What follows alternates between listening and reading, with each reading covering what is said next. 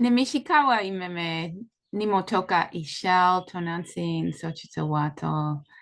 Hello to you all. My name is Ishel Tonansin Sochitsawato, and I just greeted you in Nahual from the Jalisco region. I am a mixed race, mixed indigenous woman or a two-spirit person who has ancestry from northern Mexico of the Udo-Aztecan lineage and Western Europe, primarily Celt. And I just want to take some time in this video to share a little bit about the Jaguar Liberation Program that we're launching in July. To share a little bit from my heart why this program was created and what we hope to achieve with you all, and to share a little bit about what you might expect when you join us. So the content for this program began developing around 2020 when I was going through some transformations as I was the director of an NGO, working in community organizing in Brownsville, Texas, as a lot of family separation was happening. And we were working to protect undocumented immigrants and provide different resources to help improve the quality of life for people who were living in the region. And I've been working in that region for about 5 years. And I was also working as an artist as well. And I found that one of the things that felt like it was really missing from our movement was that despite us having ancestors who were primarily indigenous or mixed indigenous, we weren't really thinking about the earth.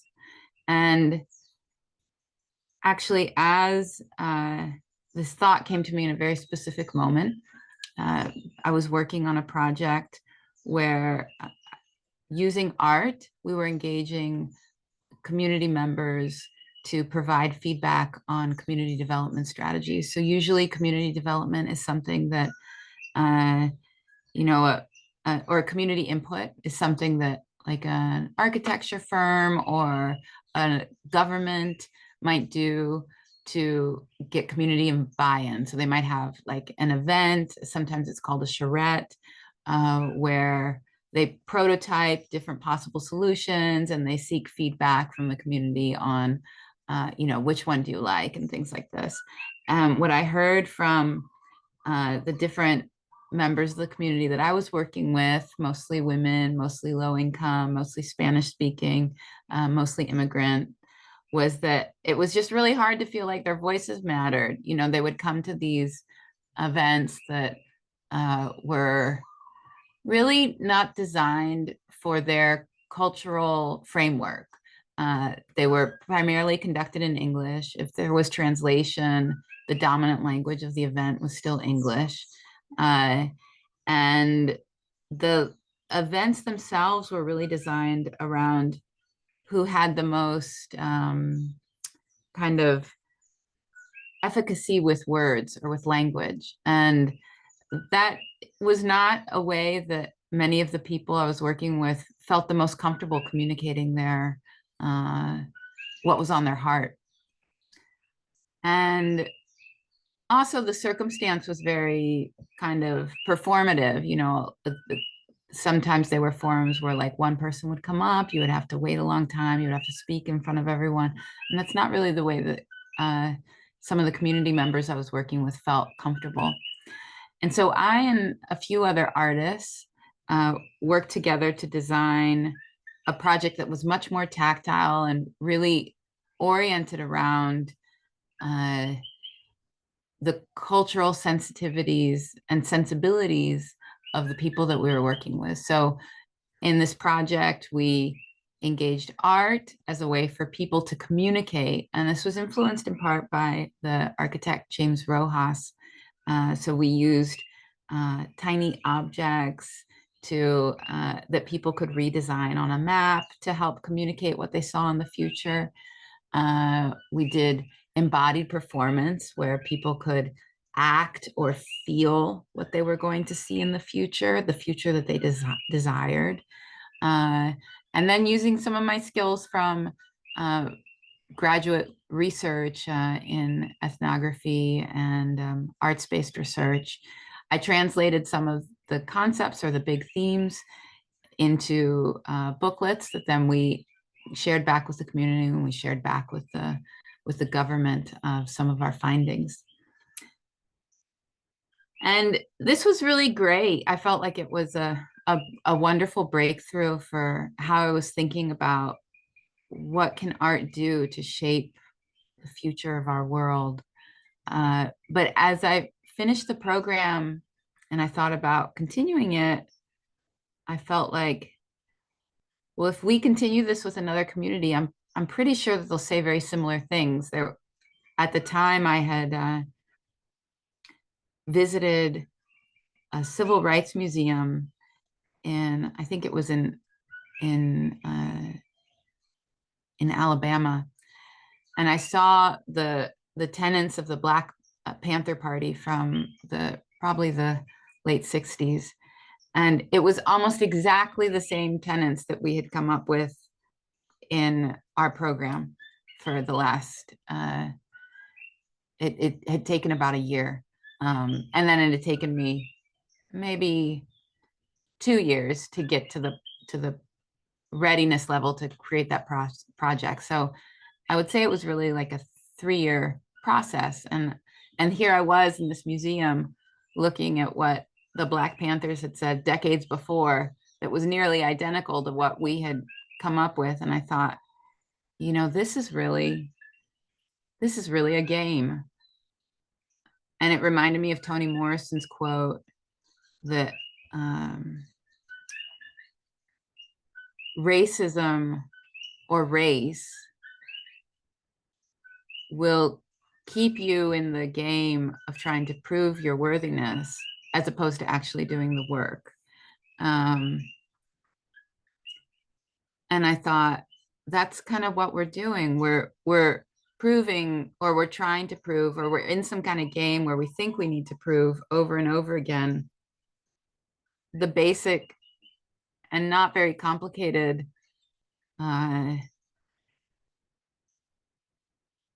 rights to exist. And that when we get even more and more into this, like, well, exactly how are you going to exist? And exactly how much do you need to exist? And exactly what is existence?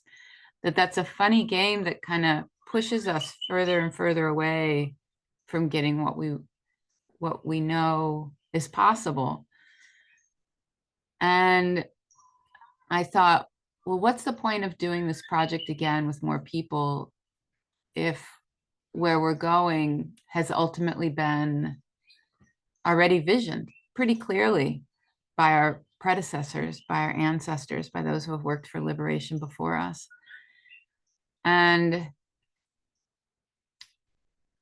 that's when I thought, well, that also doesn't really make sense. You know, if we were to do community planning from an urban-based perspective, we should have different, or community-based perspective, we should have differences. You know, there should be some commonalities, but there also should be some differences based on the populations, based on the geographies. And I thought, well, how could we adjust the project so that the output was more sensitive to the particulars of these different factors? And from my perspective, when I start to think about that, I'm thinking someone's not being included. That means that somehow the data is skewed so that we're getting the same data regardless of where we look, and that there's not the right set of inputs to reflect the diversity of how the sorts of outputs we should be expecting. And I thought, well, who's the stakeholder that we're not including? And that's when I realized, or I heard, actually, it felt more like it was the earth. that we're not listening to the earth as a stakeholder. And at the time, I'd been researching my own indigeneity, and I'd been researching different indigenous strategies for, I don't think the same words would be used, community development or organizing, but I was looking particularly at the Quechua in the Ecuadorian Amazon, and the tradition of dreaming, and the tradition of dreaming together as a strategy for community building and community organizing. And I thought, that is something we just don't do. And it seems completely insane. Like, I had this moment of thinking, we all probably had practices like that were more tied to ways of knowing that predate colonization that we've gotten away from. And it's kind of like we're cutting off this infinity of our power. And I thought, what would it be like to orient ourselves through the reintegration and through the remembering?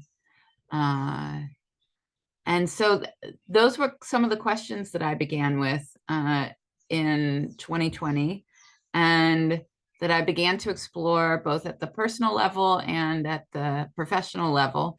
I lived and worked for about 4 years in Latin America, connecting with multiple different tribes.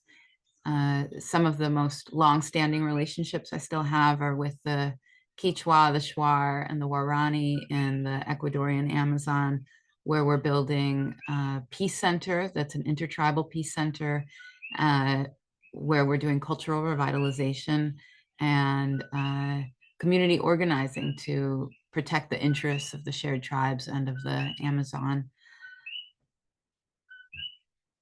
And doing some of that work, dreaming together and being in ceremony together.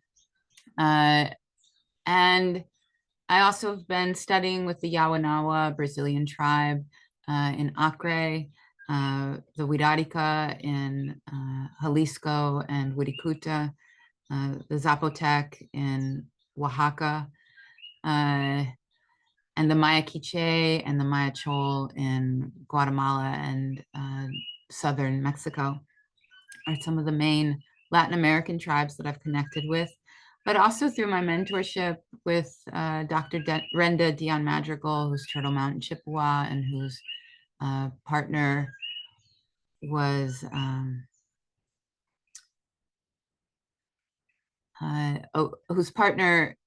Coahuila. I've also been, and which is another Uto-Aztecan language. I've been learning from her as well, and we've also been learning about the story of the Great Peace from the Haudenosaunee, and that series of teachings has been very important for me and thematic over the last few years as well. I also went to Nepal and stayed for some time in a monastery there, studying Tibetan Buddhism and mindfulness practices, and have been studying with one of the other mentors in this program, Yumiko Banchan Bamba, who's a Japanese shaman and professional acupuncturist and former farmer, and trance and meditation guide.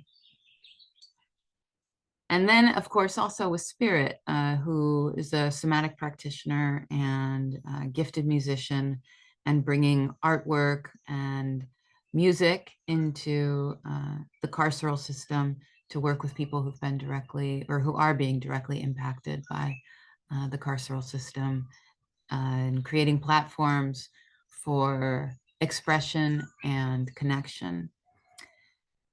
And during this time as well, I began to explore somatics more intensely. I'd been trained in Hakomi, which is a somatic practice, and also in the last few years have been training in somatica, which is a particular type of somatics that also expands to include awareness and integration of the erotic. And so all of these different traditions have been really important for me in understanding how do we create a vision of the world that we want to live in?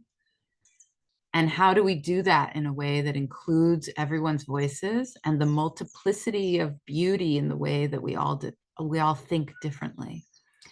And so these tools feel like different tools that are usually left out of the community organizing practice and the creative practice.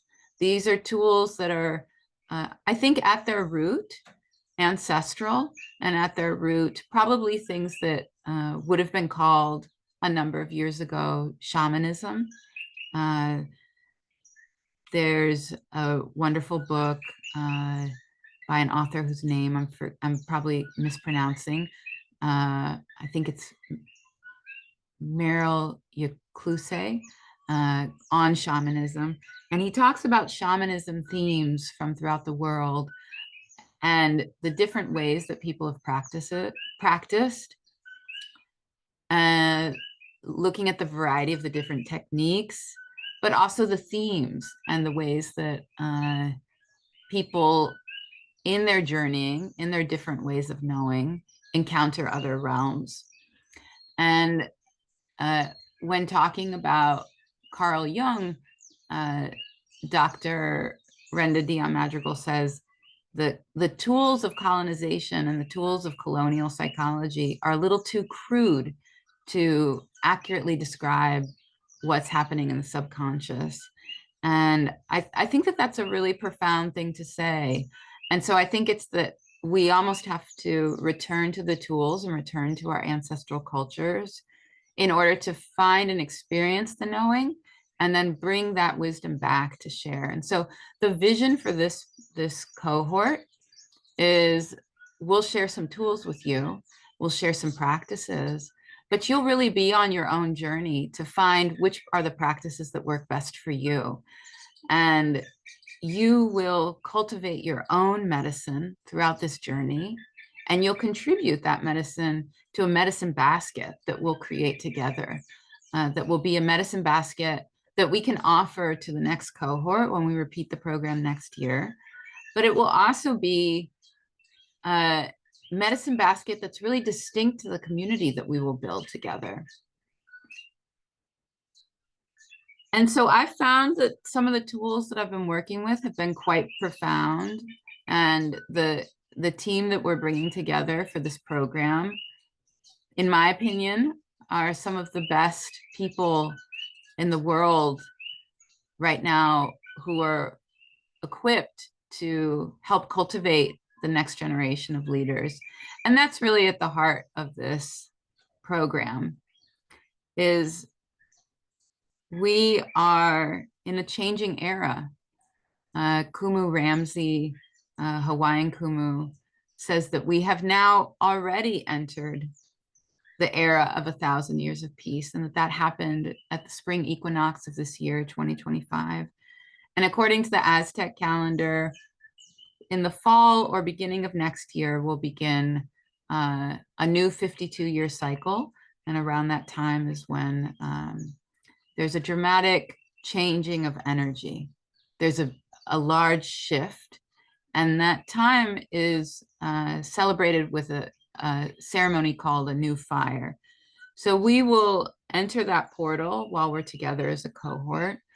And rapid changes are already happening around us, because it's not like these eras, they function kind of like in the same way the moon functions. It's not like the moon is dark on a new moon and then the next day it's full. It's like you feel the full moon coming and then you feel it slowly fading. And so that's the way it is also with this new fire energy, or the entering into the 1,000 years of peace epoch. It's not like we're there, and it's not like it's going to happen on September 15th and then it's done. It's like we can feel the energies approaching. We can feel the energy shifting, both at the individual and the collective level. And then we're going to be with it for a while. And so the purpose of this program is that many of you already feel that. And many of you are prepared to lead your communities through this transition. And so we want to build a cohort of leaders who are ready to cultivate their own medicine, who need a cohort and a community to cultivate with, because very often when we're cultivating this medicine, we don't have immediate community in the physical environments where we live. We might have some, but the reason that cultivating community across time and space can be so helpful is sometimes you can find an even more precise vibrational match for what it is that you're trying to cultivate than you might be able to find in your own geography. And sometimes that's because we're habituated in certain vibrational patterns in the time, space, location where we find ourselves physically, where we have patterns of being, and then we have patterns of people we're in relationship with. And so there might actually be people in your community who are super aligned with what you're ready to cultivate. But in your physical geography, you might still be in a pattern of an old self. And so you're attracting old self types of people, even as another part of your consciousness is already vibrating at another frequency. And so when we disrupt that by putting ourselves in these cohorts that really mix things up, that allow us to connect across time and space in different radical ways, synchronicity can happen. And then you can find in that new vibration that you're starting to cultivate, that you very often will meet precisely the person you need to meet to support you in cultivating that new pulse, that new frequency. And then as you cultivate that new pulse and frequency, and as it strengthens within yourself, you'll find that where you are physically in space-time, wherever it is that you're living, whatever communities it is that you serve, your relationship will start to shift there. You'll have a stronger frequency within you, and the relationships will reconfigure to match where you find yourself at the end of the program or as you're evolving through the program. So that's just a little bit more about the purpose of this. And the project is really supported through the Rockefeller Arts for Justice program. And so at the center of this work is the concept of liberation. Liberation that's focused specifically on those who have had some of the most oppressive physical conditions placed upon them in the carceral system. We'll be looking to these folks as our featured fellows and teachers for what they have learned from these conditions and what we can all learn from the current conditions of the carceral system. But we all experience fluctuations between liberation and our own suffering. And so we'll be observing that within ourselves so that we can transform and alchemize those experiences, and we can share those learnings back with our community and with our loved ones. And so as you're applying and as you're putting forth kind of what makes your heart burn, so much of what we're looking for in building out this cohort is understanding, who are you serving? What's your creative practice look like? And what's going to be the impact of you participating in this cohort? How will the world be different? How will the universe be different as a result? So we've designed the program to be, actually, I'm going to make a separate video that tells you how the program is designed to be. And so for now, this video will be just about the magic that we're creating together and the why. Tlatzoklamati.